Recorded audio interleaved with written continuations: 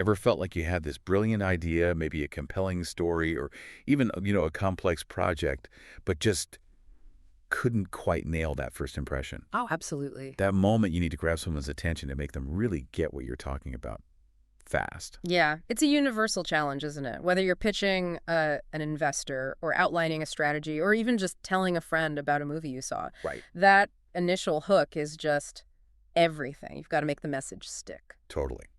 And today, we're doing a deep dive into how the masters do it, screenwriters. Right. We're going to sort of pull back the curtain on their key tools for selling stories, the logline, the synopsis, and the treatment. And these aren't just like industry buzzwords. They're really strategic communication blueprints. Exactly. So our mission today is to unpack what each one is, why it's so powerful, and maybe most importantly, how you can borrow these Hollywood secrets to make your own ideas shine, whatever field you're in. hmm You'll find that the discipline of crafting these can really sharpen your thinking, clarify your message, just make you a more impactful storyteller all around. Yeah? Whether you're building a movie world or just a solid case in a meeting, we're aiming for those aha moments. Love that. Okay, let's get into it with the smallest, but maybe the most powerful tool, the logline.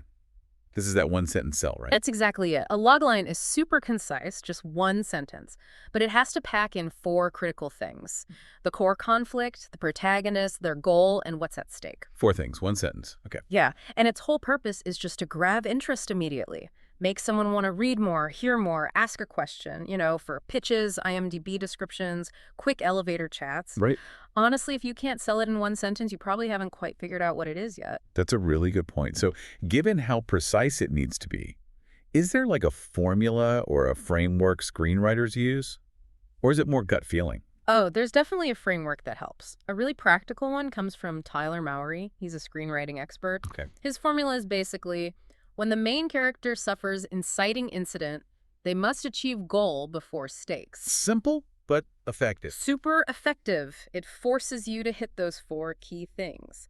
Let's break each one down. All right. Number 1, the main character. It's got to be more than just a name, yeah? Needs to tell us something. Much more. It's a short description that sets up a kind of philosophical conflict. Like, take The Fugitive. Saying the main character is a doctor is crucial. Right. It's not just some guy, he's an upstanding citizen. That immediately clashes with the idea of a false accusation. If he were, say, a known criminal, the whole feeling changes. Oh, a different story. Exactly. It's that contrast in identity versus situation that creates real story conflict. And, you can describe a group, too, like groomsmen in The Hangover, if they share one description that hints at their core problem. I see how that layers in the deeper story right away. It's about who they are versus what's happening to them. Okay, next element. The inciting incident. This is the spark, right? What kicks things off? Precisely. The inciting incident is the first big problem that throws the character's world off balance and forces them to act. But the key thing is it has to directly oppose who that character is, their identity, their beliefs, their values. Okay, so not just a random event. No, that's what creates deep, meaningful conflict. For the fugitive, the false accusal is the absolute opposite of the doctor's respectable nature. Or think of The Wizard of Oz. A lonely farm girl gets whisked away to a magical land. That's a huge contrast to her wanting to escape her boring life, but ironically, it's what makes her desperate to get home.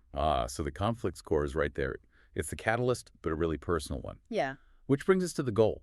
Yeah, the goal needs to be super clear, a pass-fail mission, and it has to be directly tied to solving the problem the inciting incident created. No vague stuff. Definitely avoid vague goals, like embarks on an adventure. That doesn't tell us anything specific.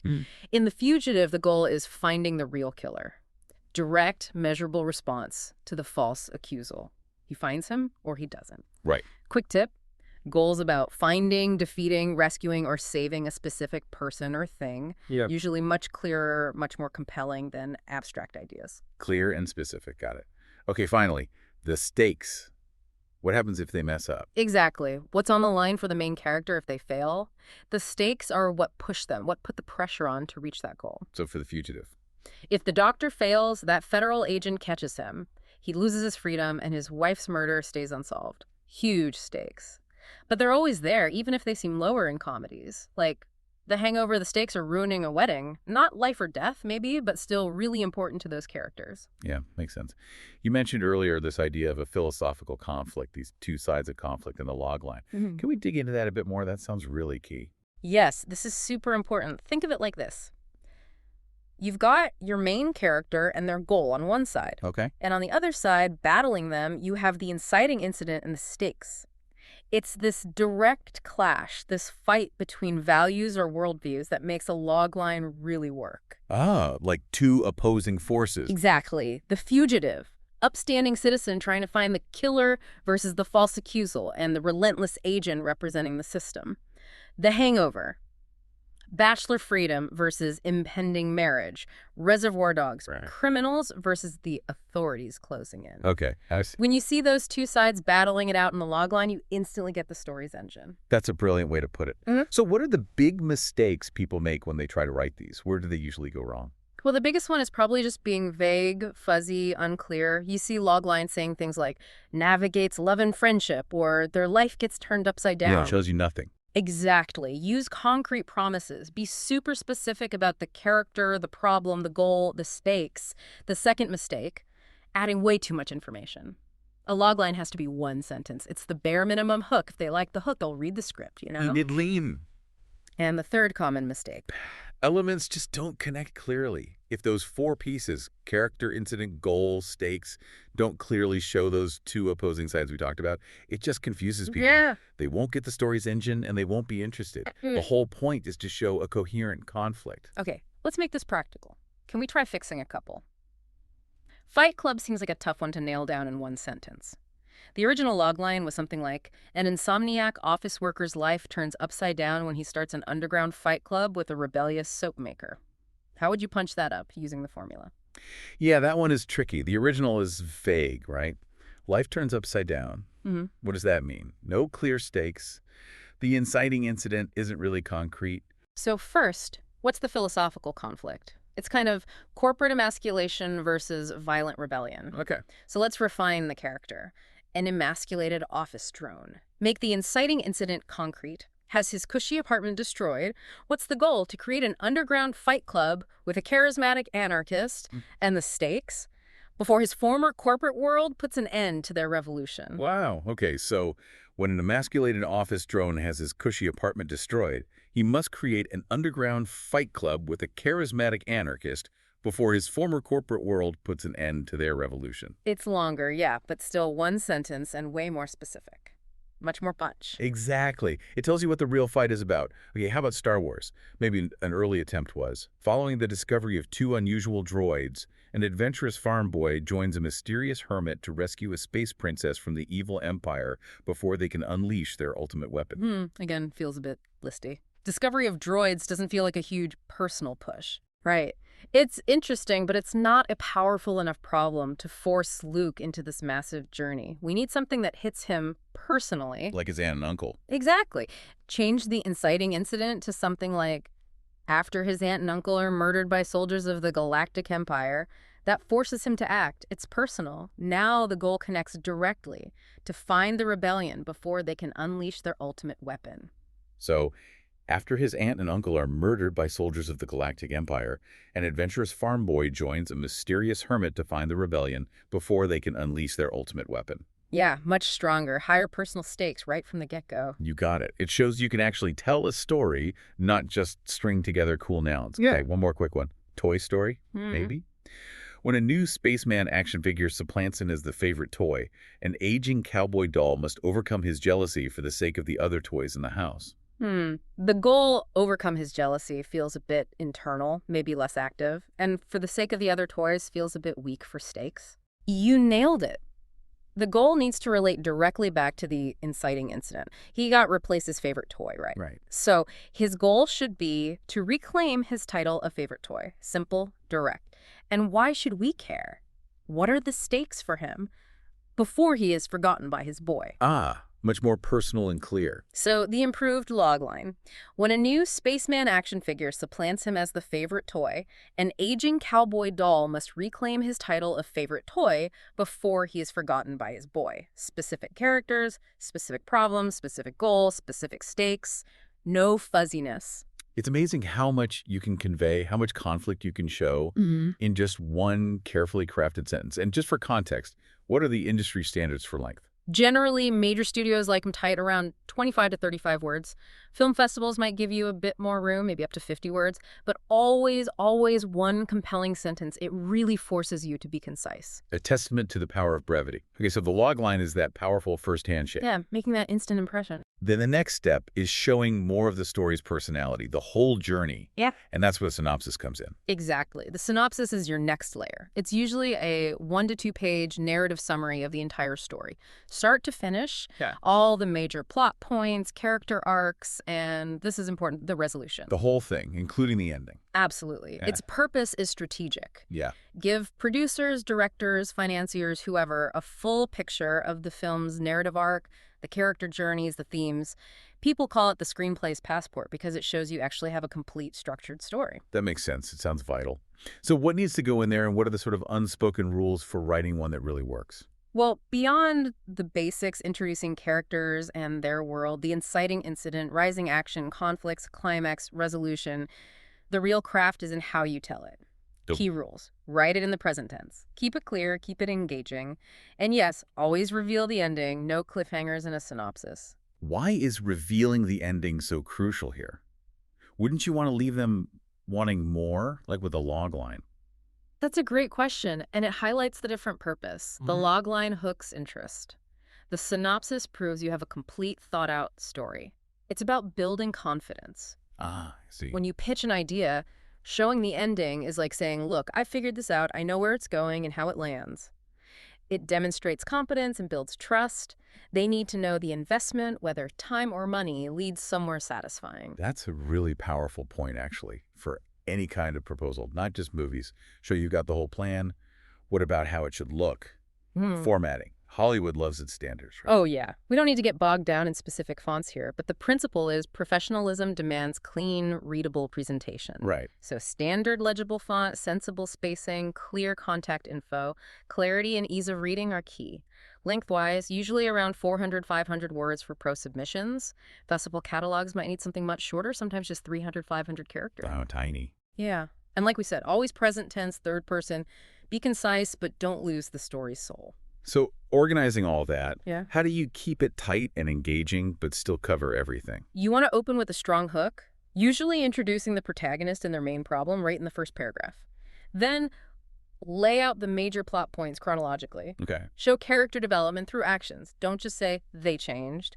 Every sentence has to pull its weight, advance the plot, deepen character, or hit a theme. No fluff. Focus on the main story spine. Exactly. Stick to the main plot. Skip subplots unless they absolutely shape that core story. You're trying to capture the story's heartbeat on the page. I imagine different genres need different approaches too, right? Like an action movie synopsis would feel different from a drama. Totally. You play to the genre's strengths. Yeah. Action scripts. Emphasize the pacing, the big set pieces, the energy. Character dramas. Focus on the emotional arcs, the internal changes, the human journey. Show the humor through the situations, the character reactions, not just listing jokes. Horror needs to build that tension. Show the escalating threat. Sci-fi. Establish the world rules and stakes early. Romance. Track the relationship's growth, the obstacles. Each needs a slightly different touch to highlight what makes that specific story appealing within its genre. That really underscores how tailored these documents need to be. Yeah. Okay, moving up in scale, we get to the treatment. This sounds like the really detailed blueprint, bridging the gap between the short summary and the full script itself. That's a good way to think of it. The treatment connects the logline and synopsis, but gives a much more comprehensive narrative overview. It really is the blueprint that changes a concept into a viable screen project. Okay. It helps producers, directors, everyone really imagine the final film. It's often a bit more of a living document, too, something that can evolve as the story gets developed. Detailed enough to visualize, but maybe leaving some room for collaboration. And how long are we talking here? And what exactly are they looking for in terms of content? It sounds much bigger than a synopsis. Oh, significantly. Treatments can range anywhere from, say, 2 pages up to 30 pages, sometimes even more, depending on the project's complexity. Wow, 30 pages. Yeah. Film festivals might ask for something shorter, maybe 5, 10 pages. Production companies, they expect detail, character descriptions, full story arcs. Key visual style elements, basically, the movie's DNA. So the look and feel, too. Sometimes, yeah. Notes on tone, style, maybe even key scenes described in more detail. It's where the creative vision really starts to meet the practical side of making a film. Enough detail to see the end product, but still allowing for creative input later. That sounds like a massive undertaking. I'm guessing there's a pretty rigorous process behind creating one. Yeah. You don't just sit down and bang out 20 pages, right? Definitely not. It's a strategic process. It actually starts before writing, with pre-writing research. Research for a creative document. Absolutely. And it's not just for Hollywood. This applies to any big project. Think of it like your strategic groundwork. First, market analysis. What makes similar projects work? Where does yours fit in? Okay, competitor research, basically. Sort of. Then, genre conventions. Does your story meet audience expectations for its genre? How does it play with or subvert them? And critically, production feasibility. Is the story actually makeable within typical industry constraints? Budget, locations, effects? Asking the tough business questions up front. Exactly. These aren't just creative exercises. They ensure the project is viable from the start. You do this for any major venture. That makes sense. So after the research, what about the actual timeline for writing it? Is it a marathon session? No, more like a structured build. A good development timeline breaks it down into phases. You might have a week or two for concept development, then a few weeks for deeper research, then maybe 2-4 weeks for a first draft. Okay. But then, crucially, you need time for professional feedback, maybe 1-2 weeks, then more time for revision and refinement, maybe another 2-3 weeks, and finally, a week for final polish and formatting. So it's iterative, right? Get feedback, rewrite. Exactly. It's not about hitting arbitrary deadlines, but about building in those cycles of creation, critique, and improvement, essential for anything complex. It sounds like a serious commitment. And how do they make sure it's actually good before sending it out? Quality control. Yeah, and these aren't just hoops to jump through. They're vital checks. Professional treatments get put through the ringer. There's a technical review. Does it look professional? Formatting, length, structure, okay. Right, the basics. Then a content evaluation. Does the story lodge and hold up? Are the characters compelling? Is it marketable? Does it actually work as a story and a potential product? Substance check. And finally, professional feedback from industry folks, agents, producers, other writers is key to spotting weaknesses or areas for improvement before it goes out widely. It's really about balancing that creative vision with commercial realities. This whole process sounds incredibly thorough, almost like building a house from the blueprint up. But also a lot of manual work. Is technology changing any of this? Are there like AI shortcuts emerging? That's a really interesting area right now. While traditionally, yeah, this was all painstaking manual effort, we are seeing tools emerge. Things like Filmostage's AI synopsis tool. How does that work? Well, imagine feeding your script, maybe even a rough draft, into an AI.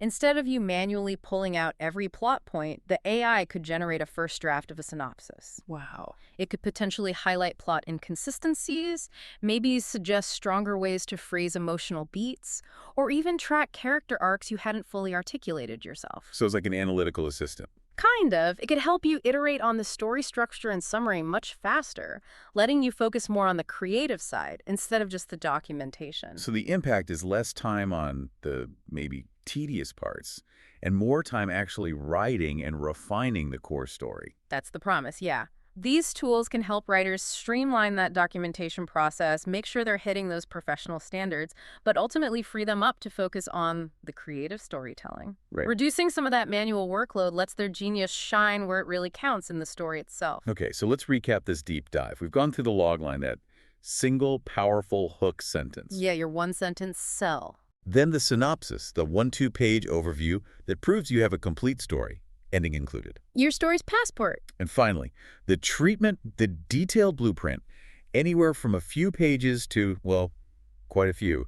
That really fleshes out the vision. The blueprint turning concept into a viable project. Each with its own purpose, its own craft, indispensable tools for anyone trying to get a story noticed. And this brings up a final thought, maybe. Yeah.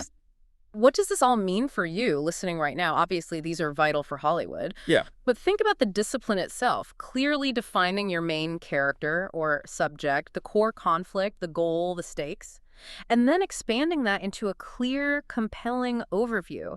How could that process elevate any message you need to deliver? That's a great takeaway. Even if you're not writing a movie, applying these principles, distilling a big idea into its essential, compelling parts, could make your next presentation or a business pitch, or even just explaining something complex to a friend. Make it more impactful, more memorable. Exactly. Maybe everyone's not writing for the screen, but pretty much everyone has a story they need to tell effectively at some point, right? Absolutely. At the end of the day, effective storytelling isn't just what you say. It's about how clearly, how compellingly you structure it and deliver it. So go forth and craft your story.